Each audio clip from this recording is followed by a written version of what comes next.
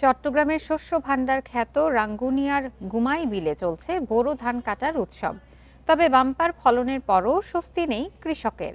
সার কীটনাশকের বাড়তি দাম ও শ্রমিকের খরচ মিটিয়ে উৎপাদন ব্যয় বেড়ে যাওয়ায় কাঙ্ক্ষিত লাভ পাওয়া নিয়ে শঙ্কায় চাষিরা।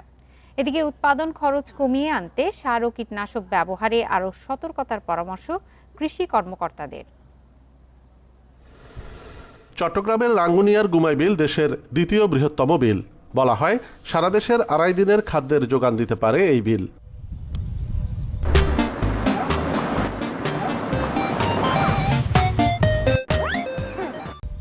এবার বোরো মৌসুমে বিলের প্রায় 3200 হেক্টর জমিতে ধানের বাম্পার ফলন হয়েছে। এর মধ্যে 2300 হেক্টর জমিতে উফশি জাতের ধান এবং 810 হেক্টর জমিতে হাইব্রিড জাতের ধান আবাদ হয়েছে। হাইব্রিড ধানে প্রতি হেক্টরে 4.5 থেকে 6 টন পর্যন্ত ফলন হয়েছে। তবে উৎপাদন ব্যয়ের কারণে লাভ লোকসানের হিসাব মেলাতে বিপাকে কৃষক।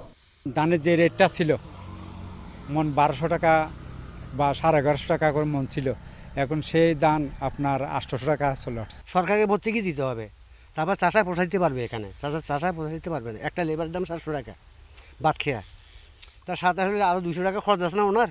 চাষিরা বলছেন কৃষি বিভাগের পক্ষ থেকে মাঝে মধ্যে নানা পরামর্শ দেয়া হয়, তবে সরকারি সহায়তার সার বা কীটনাশক পর্যাপ্ত নয়। ওষুধ কোম্পানির দেখা যায় এটা আমাদের জন্য যথেষ্ট। সরকারের যেগুলো দেবে এগুলো আমাদের এখনো পর্যাপ্ত পরিমাণ না, অর্ধেক শিখে পরিমাণ হইবে না। রোগ যায় না কেন? এরা বলে ওষুধ দাও, এই ওষুধ দাও, এই ওষুধ দাও, এই ওষুধ দাও। সব ওষুধ দেওয়ার পরে 3বার দেওয়ার পরে কথা হয় না, কথা ওইটা দাও। এদিকে কৃষি কর্মকর্তা বলছেন সার ও কীটনাশক ব্যবহারে অসচেতনতার কারণে প্রান্তিক পর্যায়ে বাড়ছে খরচ। সরকারি মূল্যে যেটা সারটা কিন্তু ফিক্স করা আছে, কিন্তু কীটনাশকের ক্ষেত্রে কিন্তু সরকারের কোনো মূল্য এখন নির্ধারণ করা নাই। তো আমরা আর যে সকল কীটনাশকগুলো কিন্তু আপনার মাঠে খুবই কার্যকর এবং অ্যাক্টিভ, সেগুলো একটু দামও বেশি। আর আমাদের অনেক কৃষক আছে কিন্তু তারা এলোপাতাড়ি কীটনাশক ব্যবহার করে, প্রয়োজন না হলে কিন্তু তারা দেয়। একটা সময় গুমাই বিলে শুধু আমন ও বোরো ধানের চাষ হলেও গেল কয়েক বছর ধরে শুরু হয়েছে আউশ ধানের চাষ। কিছু কিছু রবি শস্যের চাষও হচ্ছে অল্প পরিসরে। অনুপম শীল, ইন্ডিপেন্ডেন্ট নিউজ, চট্টগ্রাম।